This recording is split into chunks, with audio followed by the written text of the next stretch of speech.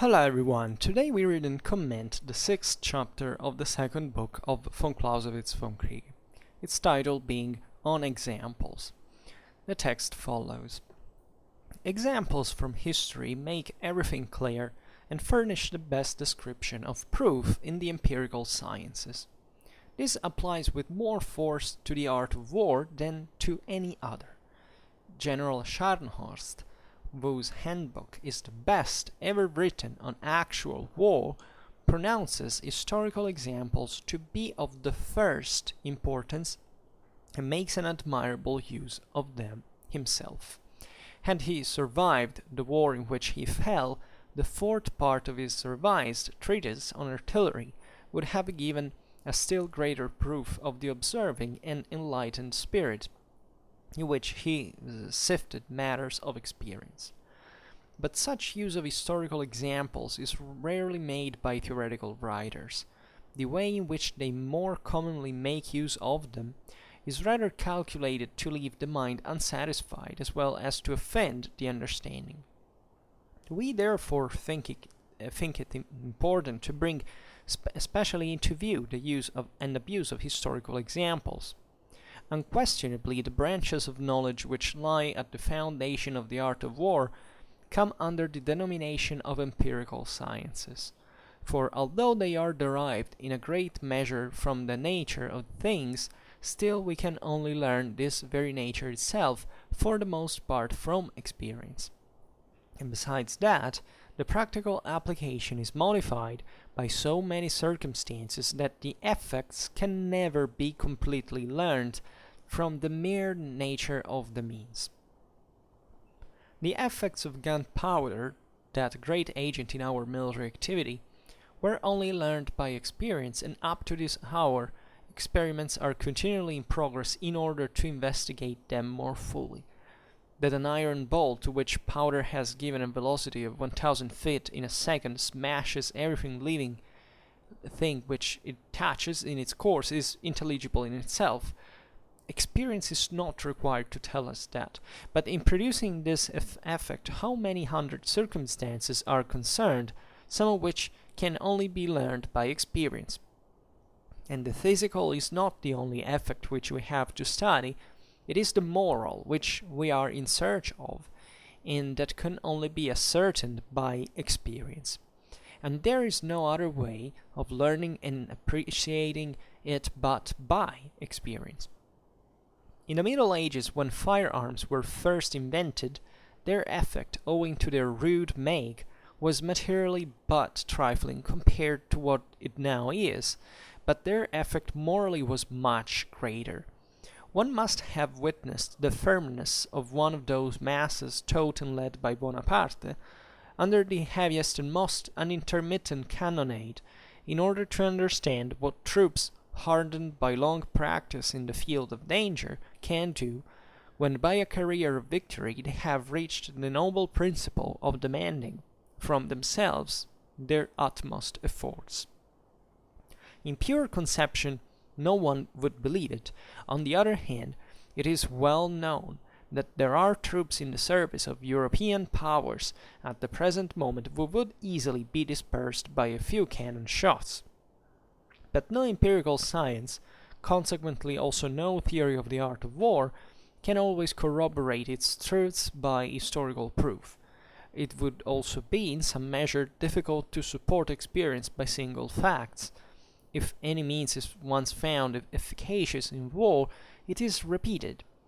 One nation copies another, the thing becomes the fashion, and in this manner it comes into use, supported by experience, and it takes its place in theory, which contents itself with appealing to experience in general in order to show its origin, but not as a verification of its truth. But it is quite otherwise if experience is to be used in order to overthrow some means in use, to confirm what is doubtful or introduce something new. Then particular examples from history must be quoted as proofs. So we started, very importantly, the sixth and last chapter of the second book, in which von Clausewitz introduces very important, or better focuses more deeply on a very important concept that we have met many times. I mean, the importance of historical examples in the construction of the theory of the art of war. Why is this important? Well, because as von Clausewitz explained now, we'll comment it, essentially in experimental sciences there is not much way to build up a theory without looking to the sum of evidence, right? In other words, actually, it could be performed in a different way by theoretically scoping all the single elements that bring to a certain result. But as we have seen from the previous books, this is impossible. So the easiest and actually most effective way, right, the one that is also more economically convenient, right, in the research itself, and for the sake of the theory of art of war, that is finding a theory that can constantly suggest what you should or you shouldn't do, always given that the responsibility, the realization of what the hell is going on in order to pose yourself that question is a wholly different thing from what theory can show you, right? That is actually very impersonal, if you want, in this regard, and just should be just like a side help, right? And you should learn to rely in your mind is to observe these historical examples and carve fundamentally a trend, right, a tendency out of them, and essentially understanding not much all of the single elements that make something happen, but let's say at least the useful, the practically employable ones that eventually you can employ in your turn, right? And this theory that is formed is going to be taught to other people, right? So this is going to have a big impact, a big influence. There are many chapters in the history of warfare that show you how theory doctrine formulated by theory, by also the observation of historical fact, was wrong, right? That there are many examples in this regard. So it's actually a big deal because entire countries went ruined because of this. For better or for worse, that is wholly another problem, right? But it's still something that weighs a lot, and we still haven't addressed, in fact, the problem on in a strict historical frame, right? Because these are problems that basically occur in every single war, and they're not just a matter of a slight misinterpretation. I mean, the way you interpret history, and that's why I think it gets important, and including military history, in fact, depends on a lot of features of your culture, of your background, right? That can in fact influence you in a way that can make you also go astray. And this, historically speaking, happened every single time to bring some actual changes in the war itself, what it was fought.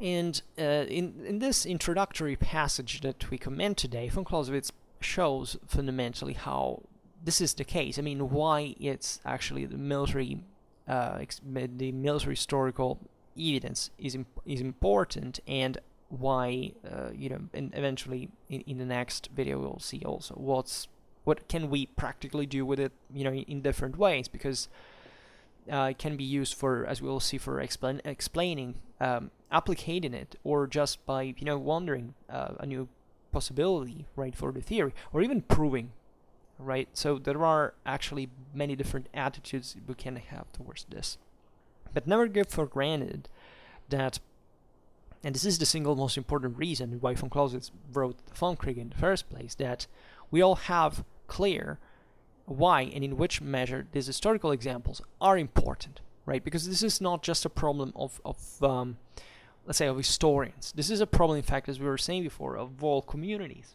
right? And historians are crucial in this regard, and military historians, but it can be even military men by themselves, have and had a great impact on these issues all the single times.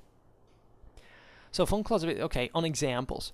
Von Clausewitz says, examples from history make everything clear and furnish the best description of proof in the empirical sciences, right? And this is a statement must not be overlooked, right? Because even more so, the Vom Kriege was written to make us aware exactly of this, that instead of wandering, right, of thinking abstractly of things by essentially taking one element and and trying basically like to explain a military event by taking just one factor and abstracting it and pretending that that was the case, as people regularly do, in order to explain actually a lot of their, just not just of war, but of politics and society, right? And these fields of social sciences, you can't reason like that. This is not a hard science, right? Theoretically, you could approach it like that, and theoretically, we even do it in the sense that the best standard should be kind of scientific as much as possible, right? But this is evidently impossible, right? And such enormous systems cannot be sorted out just by a simple formula. So never, like in and Clausewitz actually adds that this is interesting. This applies with more force to the art of war than to any other, right? So, in other words, we have to make treasure of what happens in the first place and look at that if we want to draw a theory of, and in order to sort out the system that will never be fully accomplished, right? But at least will allow us to swim in it, right, with a certain degree of of security that is always very low, right? But that at least tells us more or less which the direction is, which is a big deal if you have to accomplish something in that sense. And the fact that this applies to the art of war than to any other empirical science is also a very important statement that we have observed from different perspectives also in the previous books. That is, war is specifically, or better, the art of war in this specific sense, but it's produced, it's learned, right, into this most stormy and complicated scenario that can ever be thought. Not because war in itself is the most difficult thing to sort out in absolute terms, physically speaking, right, as a system ever, right? Because war is included, as we have seen, in a lot of other things. It's a political act, a political instrument, so we should sort the whole universe out in order to understand fully what war is. But this is the art of war that is also what concerns the transformation of things that happen in a real historical dimension, and very often for the sake, like in this case, of creating a theory of the art of war that can help you to sort this system out satisfactorily, like good enough, in those moments exactly in which you are under the greatest pressure, right? It's very it's very difficult to find. It's basically impossible, according to Von Clausewitz, to find any other field of human activity that is so dramatically difficult to comprehend like war, right? Because war happens, our need to understand war happens in the moment in which war is going on, and there is not much time to think. So this is not about solving a great physical, question that, albeit, complicated and difficult and deep, is relative about, things that fundamentally do not change while we're living, right? War is happening at the moment, and the need for knowing what to do at that moment is never so high like in any other human activity, right? And plus, additioning the fact that adding the fact that the system in itself is so dynamic, right? That it's not just, for example, a laboratory setting, but that you have someone else who is fighting against you, and in that sense there is a mind to study and to understand, which naturally is already impossible. The one of the enemy that overcomplicates the thing. And once again, this is not just one mind; it's the mind of entire military systems and their political mandate. And you can understand in this regard why the historical example is the only one that practically matters in this frame, right? Not that an abstract thinking in the sense of a ideal example cannot be useful, but in absolute terms, but in front of the overwhelming amount of information that we get from military history, von Clausewitz says it's pretty silly to think to not to regard it,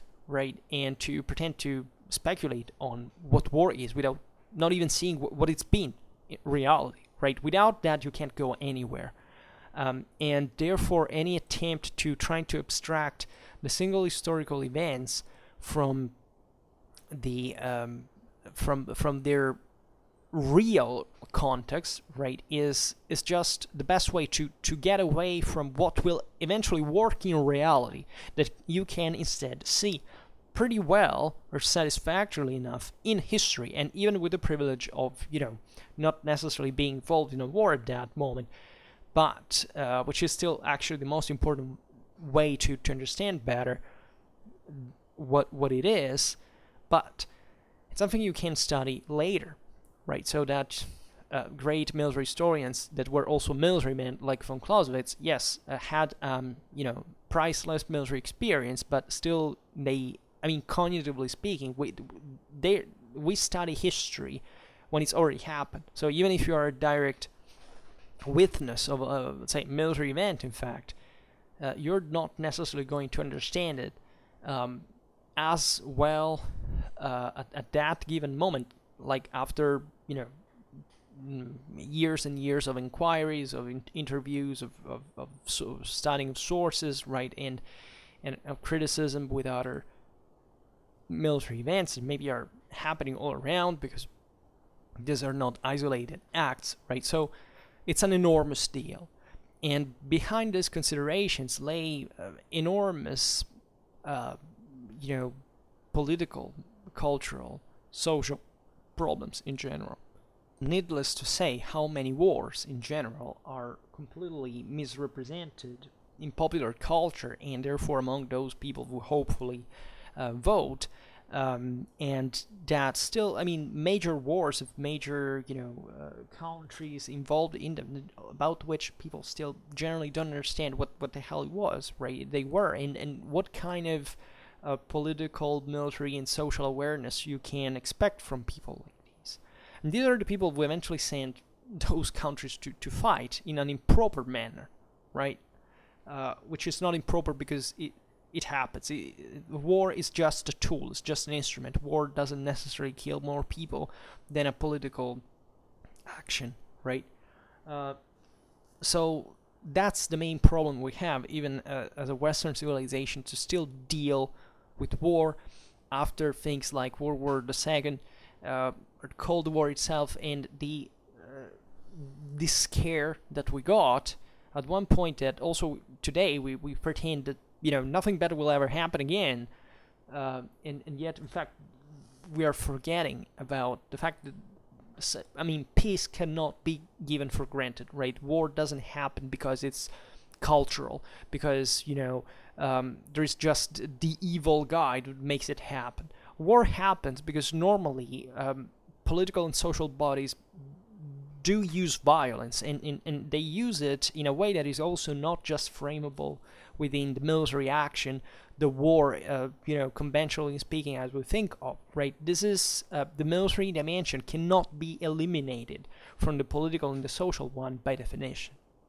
This is also another huge deal that, however, in fact, studying von Clausewitz would help people to be a bit more aware of. And von Clausewitz then writes, General Scharnhorst, von Clausewitz's guide, the great reform of the Prussian army, and this great new, ideals, in fact, that were to repay exactly this dogmatic approach to warfare. To this idea that everything sticks just to a formula, like the oblique order of Frederick II that had brought the Prussians to be annihilated during Napoleonic Wars, and that von Clausewitz had paid on his skins, right? Fleeing to Russia, finding Napoleon from abroad, being condemned to death, and all these things. And says General Scharnhorst, whose handbook is the best ever written on actual war, pronounces historical examples to be of the first importance, and makes an admirable use of them himself. right? So von Clausewitz rightfully speaks of his mentor and protector and friend that had died after a wound in action, and the point here is simply as realizing that this is an interesting historical perspective in the sense that von Clausewitz identifies in Scharnhorst the work, the thing that had gotten the closest at that time to the reality of war as it was seen and conceived, right? So von Clausewitz is not patronizing anything, but is aware of the fact that his attempted list that he exposed quite modestly is that the Vom Kriege is explaining war what it is for real, right? More or less for what it is, right? More or less meaning in general lines. So in his view, in this historical linear perspective, he assumes that Scharnhorst at that time was the thinker that had gotten the closest to it by that time, and that he made that Scharnhorst had attributed this enormous importance to the historical examples, as von Clausewitz does, and had made also admirable use of. Right, that is not to say to identify the importance of history, right? Every person is more or less capable of doing that. The other person is also knowing how to interpret and criticize history correctly, which is wholly another matter. And in this context, for a specific purpose that is eventually to put in action those assumptions that are to eventually guide someone else. And then von Clausewitz writes, had he survived the war in which he fell, the fourth part of his revised treatise on artillery would have given a still greater proof of the observing and enlightened spirit in which he sifted matters of experience. But such use of historical examples is rarely made by theoretical writers, right? So this is what the criticism, of course, von Clausewitz makes once again to the principle of internal lines, the Jomini, and his work, and not only, right, all the people who had come from that kind of field, right, those attempts that had been done historically speaking, had eventually fallen short. We have seen this in the previous paragraphs when there is all an historical realization and how and why the theory of the art of war kind of began, for example, with just the material dimension, the quantitative dimension, right? And why so many people today think that war is fundamentally about this factor, like single factor, like technology, for example, and they don't understand the instrumental relation that exists with doctrine and all the set of circumstances that bring tactics to exist, and for example, for weaponry to be employed in a certain fashion. Now that's quite a problem. I meet constantly people who refuse this idea. Right, just the other day, weapons are made. It's weapons that make tactics. Completely false. If anything, it's the other way around. Just like invention doesn't make innovation. This is pretty well known to every historian of technology. But aside from this, then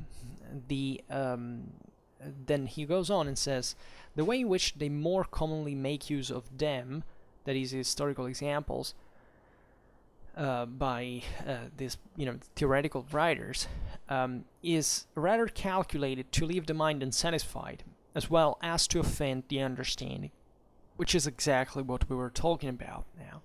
That is, pretending to give an explanation which is naturally partial, which is naturally not answering the question, which is naturally leaving so many problems opened, that is effectively an insult to the dignity of human intelligence. But that's the average you get in this world, unfortunately, because that's the main problem. We have all the faculties, fortunately, most of the times, to arrive to understand a bit more complex problems, but most people's mind is lazy at the point they don't even try anymore, right? They're just dumb and they remain there. So there is nothing gradual, teleological, positivistic. Wisdom and intelligence do not come through age in a satisfactory manner, right? If you don't cultivate your mind, you basically get nowhere, right? There is a pretty sound connection between intelligence and education, for example, that is not to be given for granted at this time.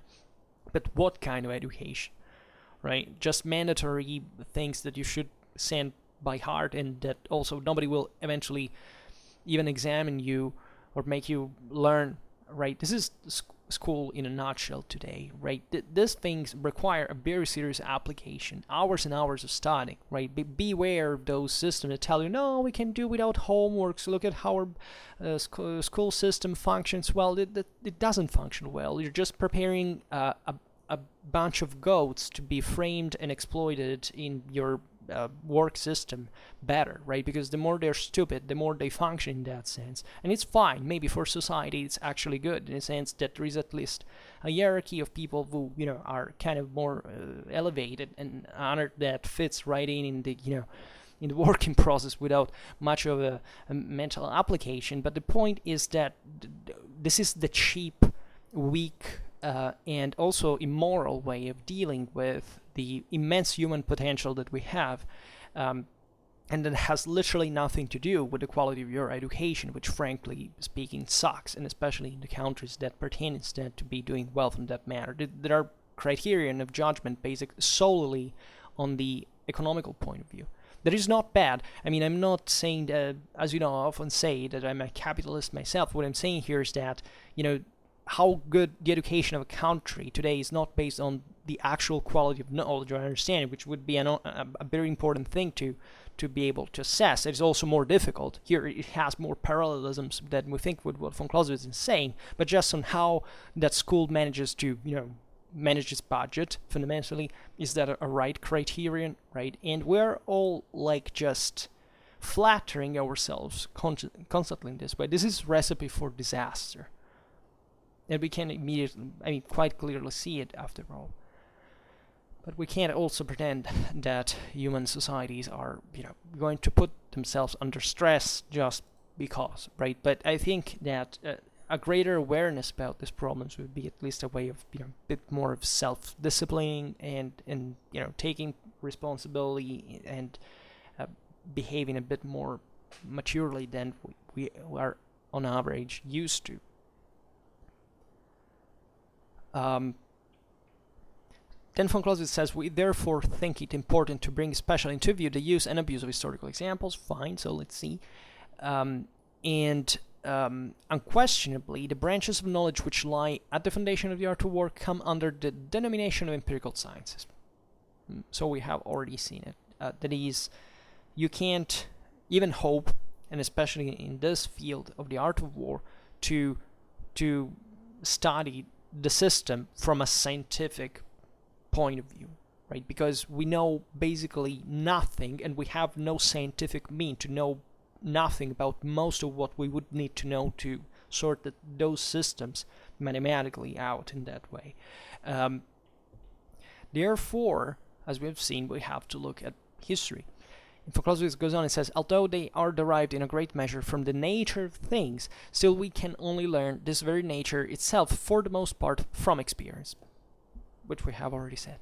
And besides that, the practical application is modified by so many circumstances that the effects can never be completely learned from the mere nature of the means, right? That is, even if we knew that this is a cognitive problem, right? That even if we knew, just imagine for a second that you were, knowing everything about this specific thing, like you're omniscient, a godlike intelligence. With your human mind, that if it's not exploded in the meanwhile, the next second you don't know how. You still would have huge problems to know how to employ that with your poor cognitive means. That knowledge in war, by waging a war, fighting, right? So Why? Because there are so many other circumstances that happen all the time that will modify, essentially, will the model that you have learned perfectly at that point. That is, yeah, maybe you would know a bit better about a lot of things, let's say, but you wouldn't still be able with a human mind to put to use that knowledge, right? Then von Clausewitz goes on and says, the effects of gunpowder, that great agent in our military activity, were only learned by experience, and up to this our experiments are continually in progress in order to investigate them more fully. Right? What does this mean? Right? Just for answering to those who speak of weapons make tactics. Yeah, sure. Even if we know how the thing works, right, still how we develop this technology is fundamentally based on all this the set of ever-changing circumstances that require its application. That is, we didn't invent, I mean, the progression of firearms that invented historically didn't happen because of the technology in itself. The technology was created in order to respond to a specific contingent need, right, that changes society from society. The history of firearms in China, for example, is different from the one in Europe. Why? Right? Isn't technology and make tactics? Evidently not. And von Clausewitz rightfully says at this time, where artillery in this regard had made a freaking enormous leap forward from just 100 years, that still we try to understand what's better. And guess what? In 2020, we're still doing the same, right? Because everything changes continuously, right? And evidently, the technology is not the answer, but the doctrine. Always remember this. Technology by itself has zero value. Technology is only and exclusively a tool. If you don't know what to do with that, if you don't have an adequate doctrine of application, or you're incapable of performing it, technology is useless. And I mean literally useless. Then von Clausewitz goes on and says that an iron ball, which powder has given a velocity of 1,000 feet in a second, smashes every living thing which it touches in its course, is intelligible in itself. Right? How many passing by birds have been smashed by cannonball during, I don't know, Napoleonic War? It did happen, right? They found out. And there is not much to understand in it. Experience is not required to tell us that, as von Clausewitz says here, right? So this is obvious. That's that physical, fit in a second is exclusively a purely a physical notion. It's essentially a concept. It's not even, we don't even know actually much about the physical dimension in which we live in this regard, but we know pretty well what that means when we see a cannonball that passes smashing through the enemy lines, right? With a good ricochet, bouncing, chopping off legs and heads, right? And that's what von Clausewitz was dramatically well thought in by the direct experience. And then he says, but in producing this effect, how many hundred circumstances are concerned, some of which can only be learned by experience, right? Rhetorical question. Actually, it's an exclamation in the text. So what does this mean? It means that, yeah, you can have that gun that shoots that speed. It's bullet that speed, but what's the target? Where's the target? What is made of? What kind of, what do you think you're going to employ your gun for? How many ammo do you have? What's the visibility? How do you feel like engaging the enemy? Why are you doing that? What's happening at home? Who is commanding you?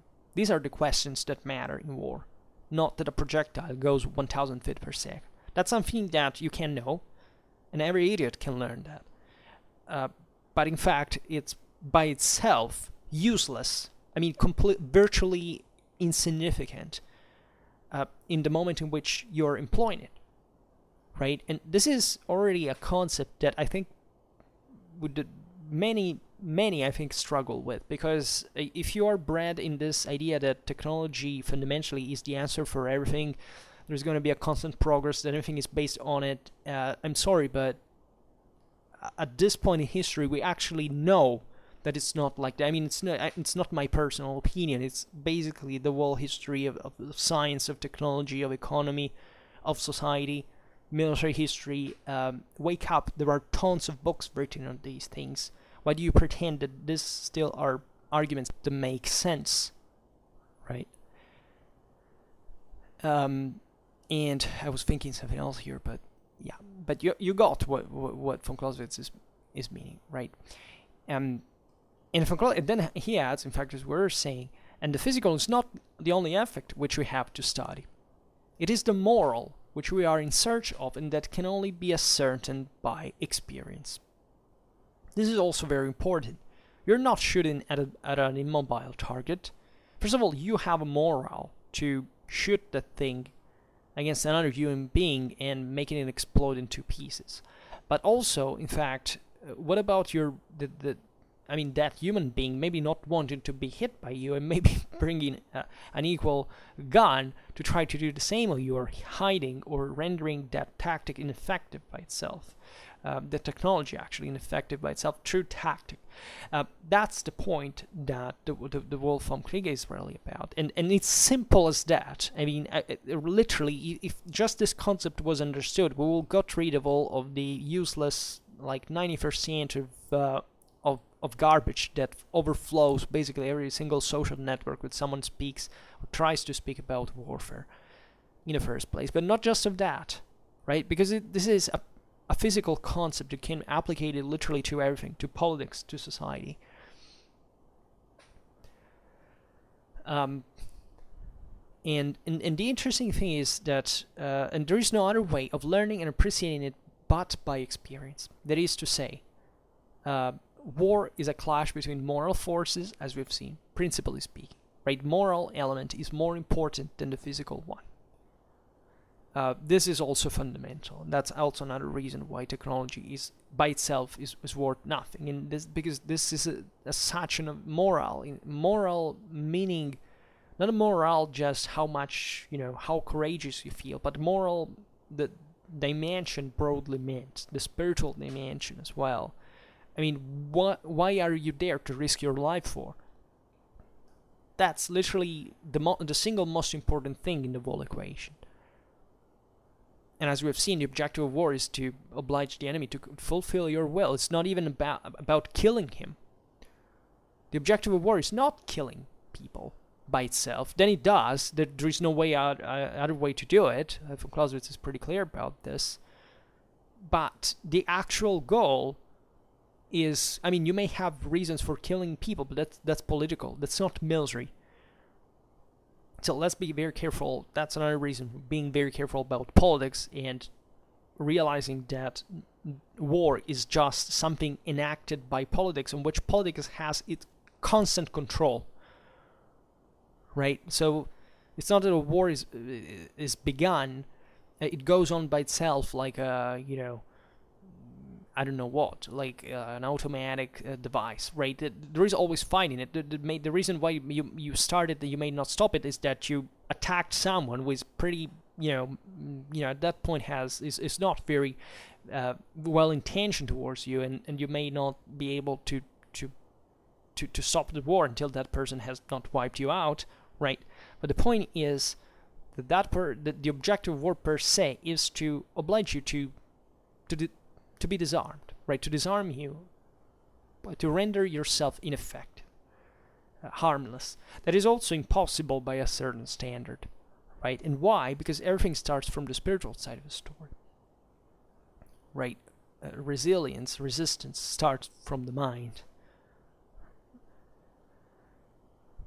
In any way, the rest is all subordinated to it. And von Clausewitz, for example, here says, in the Middle Ages, when firearms were first invented, their effect, owing to their rude make, was materially but trifling.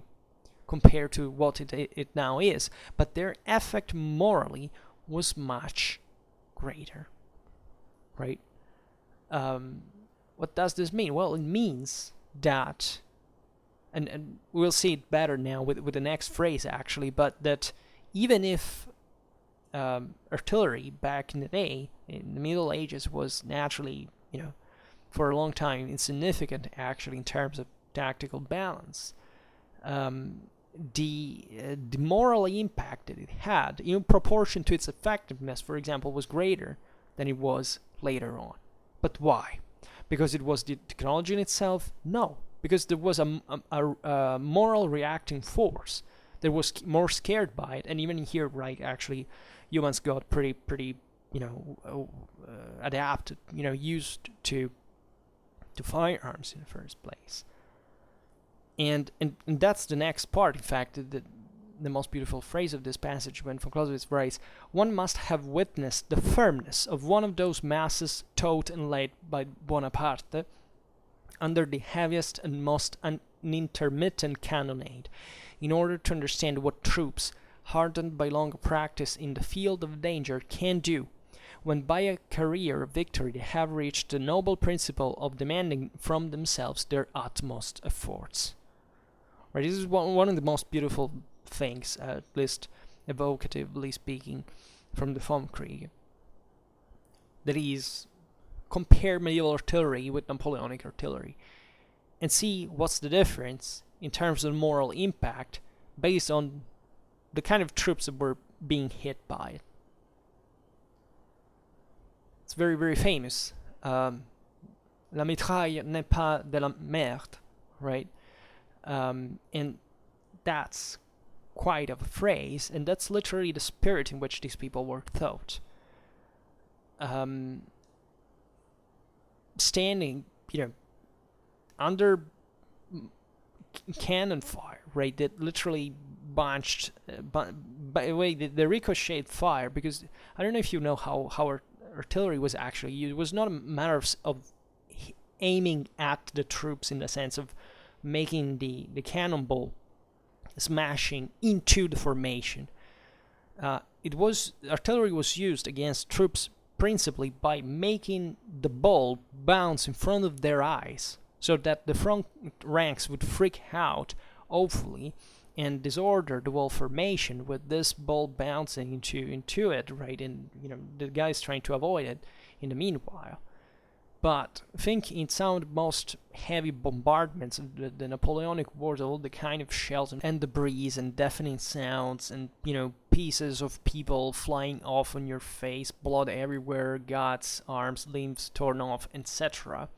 And remaining in a formation there under that fire, knowing that simply that you're going to be next quite easily.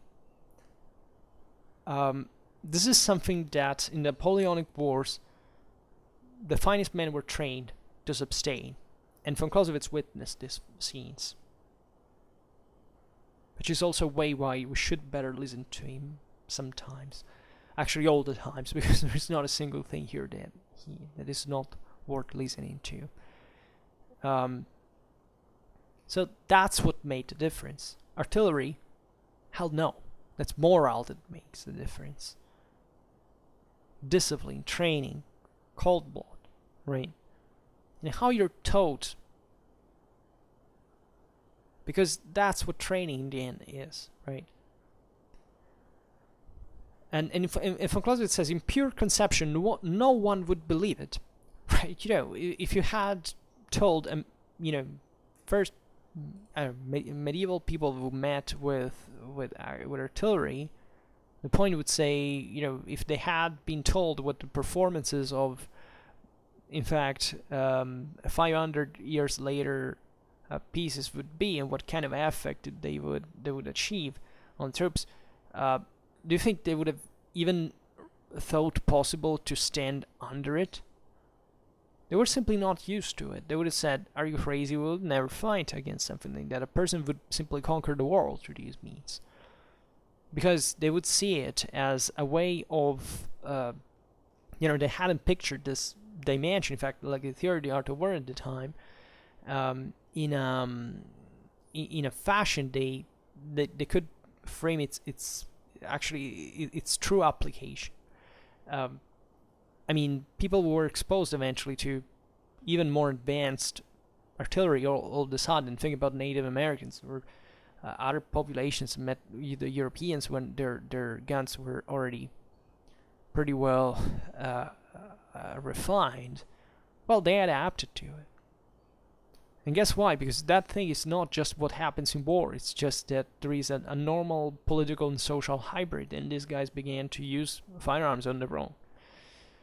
And they believed, however, that they could do it in the first place, which is the difference, which instinctively, as von Clausewitz puts it here, says, nobody would believe it, right? If someone was actually told, but, that it is possible. Just think about yourself. Think about being there. I mean, we are so... we are not used to think anymore that such a thing is possible.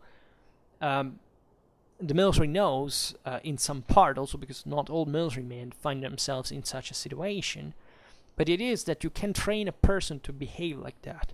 That also gives you the idea of how powerful human mind actually is. And that's why, in fact, we train for in that regard, militarily speaking.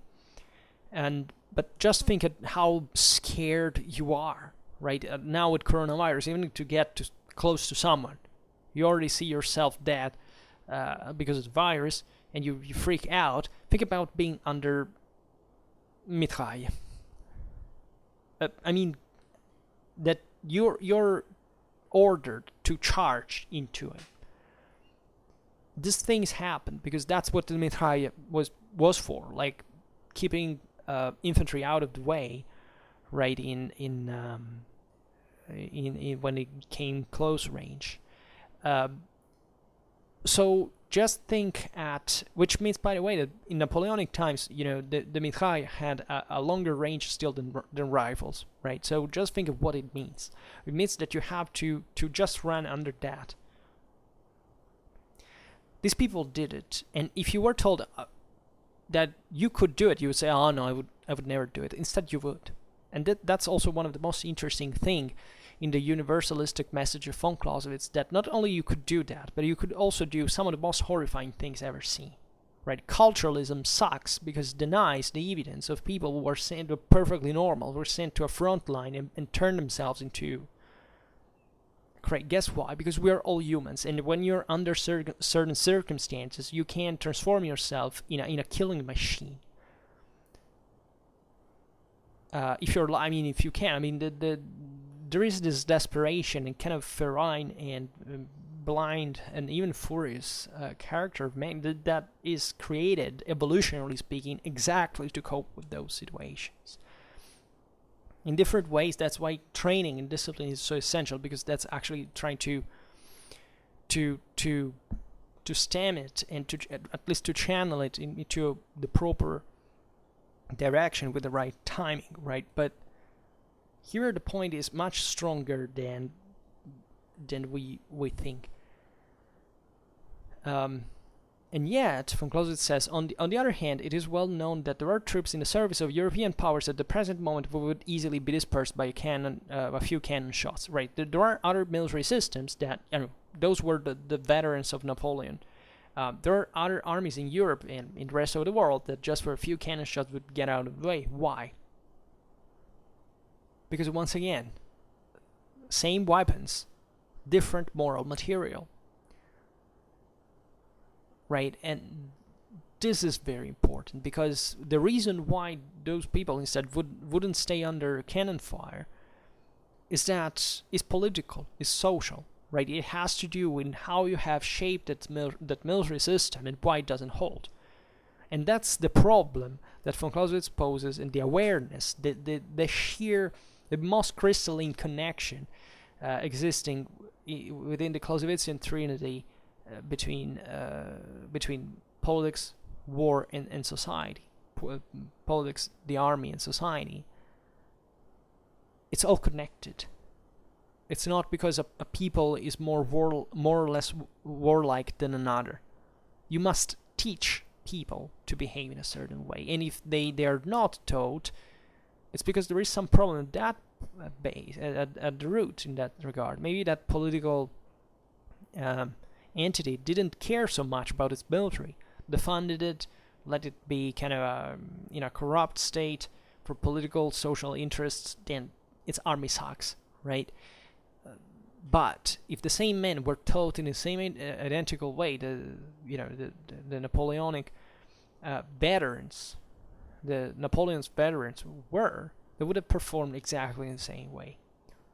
Naturally, nationalists don't like these ideas because in their restricted understanding think that it just takes to be brave, right? Because, that nation is braver than another to make, right? Instead, if there is a beautiful lesson that history showed us so beautifully, that peoples that go to war just think just being courageous and nothing else get beautifully massacred, right, on a regular basis. That's why tribes succumb to empires. That's why civilization crushes less, developed societies, right? And that's sadly, but also fascinatingly, and with a lot of actual good potential, telling the truth, what war teaches us, after all, right? And given that we know this, why are there so many people who believe otherwise? I mean, there is no excuse at this point in history. I mean, this work is from 200 years ago. This stuff has been studied all over. And yet there are still imbeciles who, aside from the fact, it's not a problem of not knowing it. Like, if you don't know the Vom Kriege, it's fine. I mean, it's not a problem. It can happen. There are lots of very important things we don't know. But the point is that Wu talks about these issues, right, like politics, war, and society, and pretends that, this world has not produced yet something that explains you how certain things can be addressed, because this is essentially what the Vom Kriege is doing. You simply don't understand what your world is about. If you are, say, a Prussian nationalist, let's assume, and you ignore what von Clausewitz said, well, you're a scum for your own nation. You're completely useless. You don't even know what your nation produced. Right? And that's not surprised that nationalism actually has such a greater spread among the underschooled and intellectually underdeveloped masses. Because, those do not have the tools to understand reality, and they think just that filling it with, being part of a football team rather than another will make the difference. And instead, those are the losers of the world, fortunately enough, right? This is very important, right? Because this defeats and the annihilation of these very people actually passed through historical reality. But did Nazi Germany go, right? Did it have a bright, prosperous future? Well, fortunately not, right? And the reason, believe me, why it didn't, it was because it was Nazi Germany. Because that was a broken way of looking at the historical reality, right? It's very fascinating to look at the fact that, people, like culturalists, attribute to von Clausewitz moral responsibility for World War the First, World War the Second, simply because in Germany at the time, of course, von Clausewitz was studied, hyper-studied, but there is a difference between studying something and understanding it. And the reason why Germany lost 2 world wars is because they misunderstood. Its military elites actually misunderstood. They understood lots of other things. They were actually the best military in the world, especially in World War II, in the first years. But the point is, they still failed to recognize the broader point of this issue.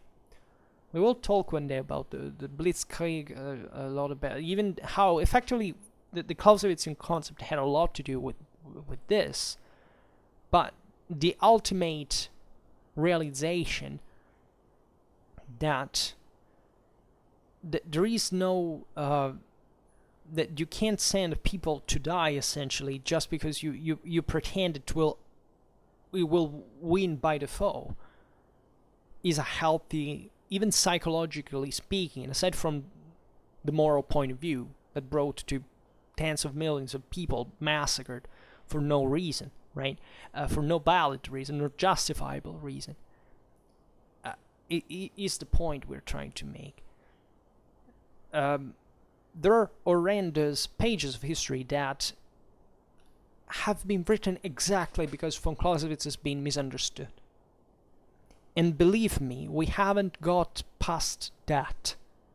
Because our societies, our at this point, have forgotten this stuff. Maybe have never learned them, but we got to a point in which the people who choose largely do not know about this stuff. Right? I mean, Nazi Germany was at least, it was still elected democratically, technically speaking, but let's say that, the people had much less power than it has today. But this is not something to be extremely content of, because actually, if you give a lot of power to people who are incompetent, by definition, things are gonna go pretty badly, right? I have a lot of faith in democracy, of course, but there should be it should never be direct democracy, and thank God we don't live in the world in direct democracies. Simply because it doesn't work, first of all. Secondly, because if it was enacted, we would be all done for, right? That wouldn't be political negotiation. It would be one of the most dangerous things in absolute terms.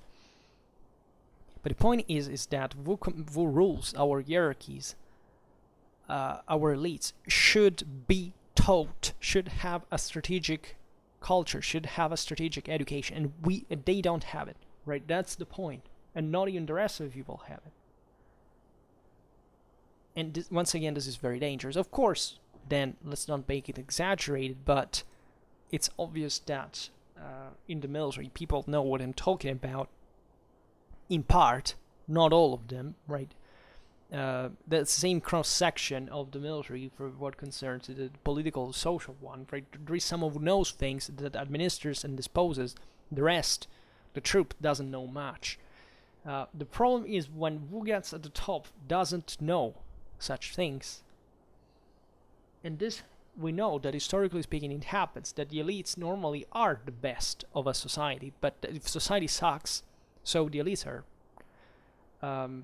But this is really another point now. It has not much to do with I mean, it has, but at least let's stop it. And von Clausewitz says, but no empirical science, consequently also no theory of the art of war, can always corroborate its truths by historical proof. Right? Yes, this is true. I mean, the fact that history happened in a certain way is not literally all we have to determine what can happen, right?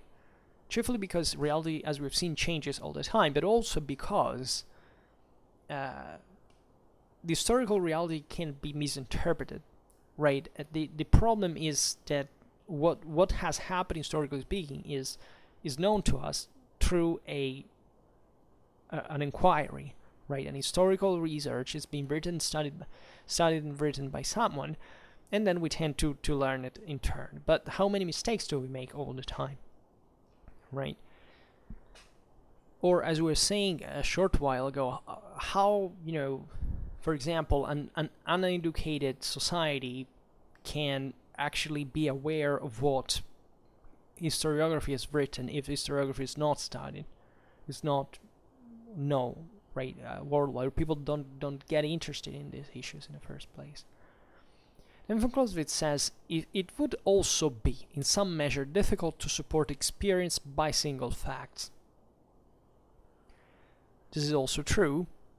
That is, aside from the fact that history can be misunderstood, but also history is just a limited set of things that among all the ones that may have happened and may happen. So let's assume a new battle is fought and something new is learned, which happens all the time, right? We also have to be cautious in interpreting that military event in its right, dimension, because not necessarily what happens in a battle is, I don't know, the prelude to something that will eventually develop in the future. I mean, it may even be, but it remains to be ascertained by a serious inquiry. And then von Clausewitz goes on and says, if any means is once found efficacious in war, it is repeated. One nation copies another, the thing becomes the fashion, and in this manner it comes into use, supported by experience, and takes its place in theory, which contents itself with appealing to experience in general in order to show its origin, but not as a verification of its truth. And that is exactly what we have said now. That is, maybe, yeah, something happens, and everybody gets fundamentally exalted about it. Think about the impact that Napoleonic Wars in general had in Western civilization. I mean, up to World War I, there was still a general doctrine that eventually failed pretty badly in assess what warfare would evolve into like, and because many generals, many the military elites still were imbued with fast marches, enveloping maneuvers, and this resolutive battle, right, etc. Then they arrived to World War I, and they learned the hard way that they had been wrong, right? And then they quickly, actually, excuse me, in 2 or 3 months, excuse me, drink a little. In 2 or 3 months, every nation that started the war had perfectly adapted to trench warfare. But the idea is that there was a problem behind the doctrine and behind the theory that has stemmed from it. And why? Because evidently, well, there are historical reasons why, in general, we have started to understand, even to have a properly military historiography exactly from the end of the 19th century, but still a lot had to be learned until the mid 20th century, and yet has still to be learned today, in part where we're getting to it, at least, which is great news, and at least, but again, it's not done. It's not enough. It's not enough acknowledged, right? In general, like in the way also people take political and social decisions on the base of it, of our military understanding, and believe me, we do, right? It's very important. Of all the wars that are being currently fought, well, people think of also because of what we think war essentially is, right? In the case of Napoleonic warfare, this was as the 19th century had been the century of positivism, right? Of this idea that mankind would have gotten who knows where, right? Yeah, the next century we went on the moon, we accomplished a freaking deal, but still, we know that they had, we didn't quite meet the expectations we had in those times, because there was an obsession of abstraction in positivistic terms that affected also the theory of the art of war. Right, and von Clausewitz was the answer to this, and the reason, if I don't know, that Prussia won its war against France in 1871, that's because eventually von Clausewitz left a mark. If the Soviet Union exists, it's also because Lenin knew von Clausewitz pretty damn well, right? So, actually, there are actually historical examples of how studying von Clausewitz has an actual benefit for acquiring a strategic culture, and its fruits are to be observed pretty clearly. And once again, there are so many implications in these statements that we should talk endlessly for hours and hours and hours. And I promise I will do it, right? If I will be alive by then, we will do it. It can even be tomorrow, but we'll never know.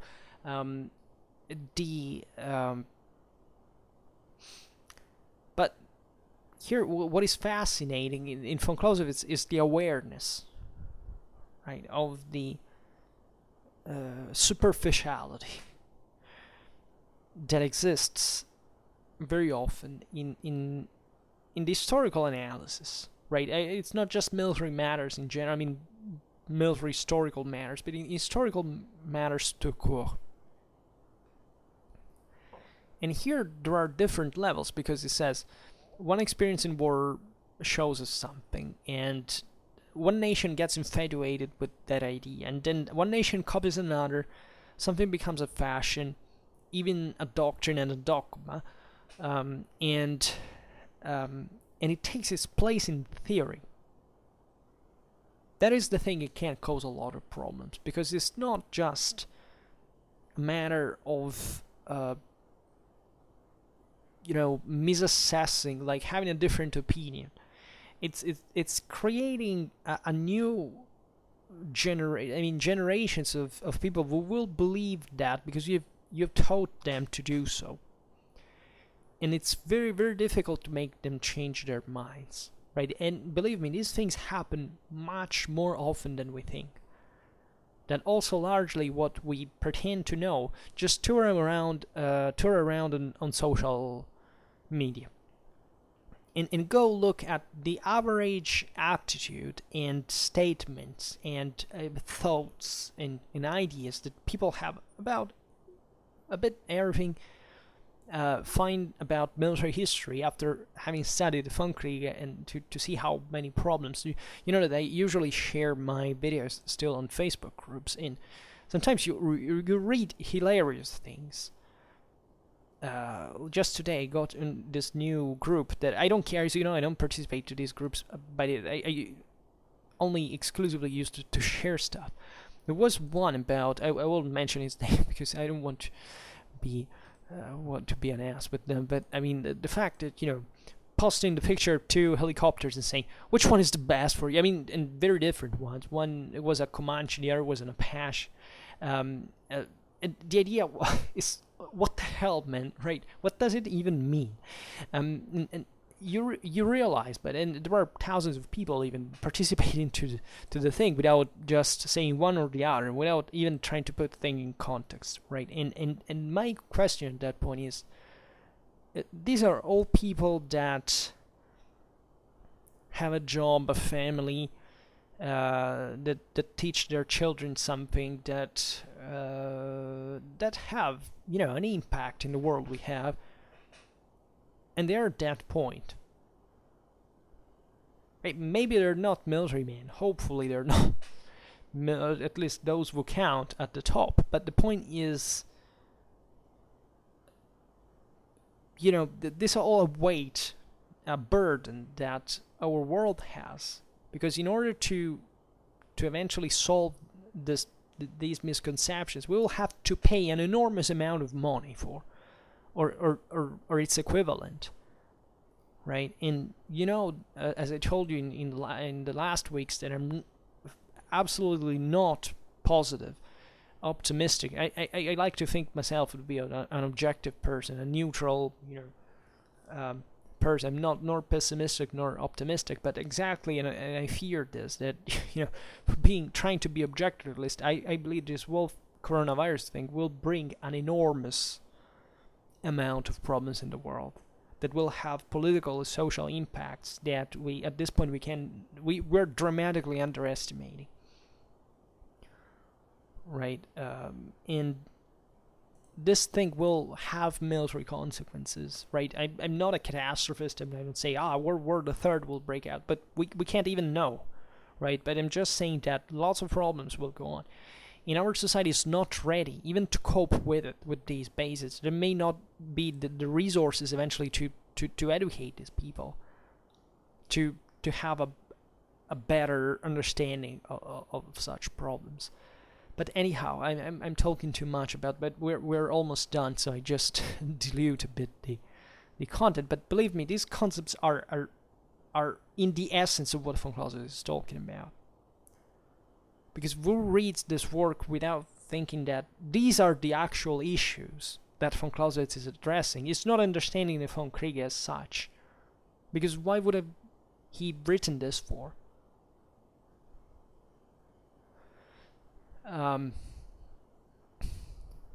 And I like this last point that he makes, that there is someone who has to verify this, the validity of this, let's say, truth, meaning here, from Clausewitz here means really, what is allegedly taken as a truth in this context, right? That is, that,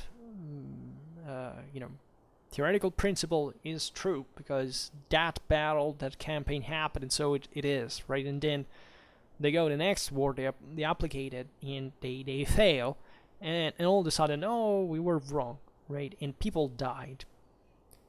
And societies paid a huge cost. This happens really all the time. And yet, also, we should be aware about one thing, is that even if we knew that this is what von Clausewitz also, by this time you have realized, identifies, is that not all wars are wrong in this sense. I mean, there are wars that are lost simply because maybe you fought decently, right? Maybe there were mistakes, misconceptions. Here I say that they happen all the time because it's a cognitive problem, right? We do need these categorizations sometimes. Actually all the time. And that's why it happens all the time. But it also depends on by which degree.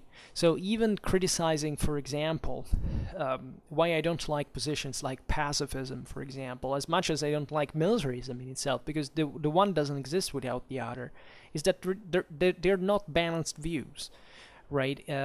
If you lose a war, it's not necessarily because you were wrong in getting in one in the first place, right? And this is what certain... That's why I don't like pacifism or culturalism, because there are many people who make you believe that that's the case. That can be as dangerous, literally, by definition, as militarism. I mean, it's literally the same thing. It's just the extremes of it that have the same disastrous result, right? I know I sound very Aristotelian, in medio stat virtus, but it is true. Right, that if you become an absolutist, also morally speaking, I often attack moral relativism because I do believe there's a truth, but the moral is what we build as such, so it can be imperfect. So you can't be a moral relativist, but you can't be a moral absolutist either. You must always stay open to change your mind, because reality changes in a way you can't foresee.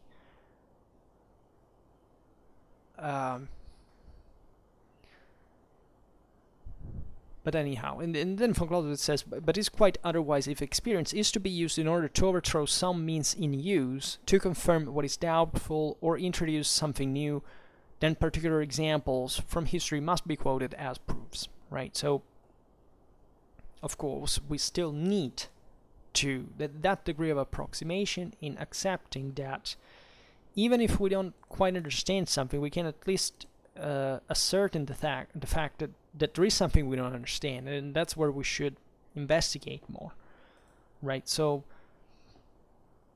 the military examples have the capacity, the military historical examples have the capacity to make us toy with that, right? What are we talking about relatively to war if we don't know military history?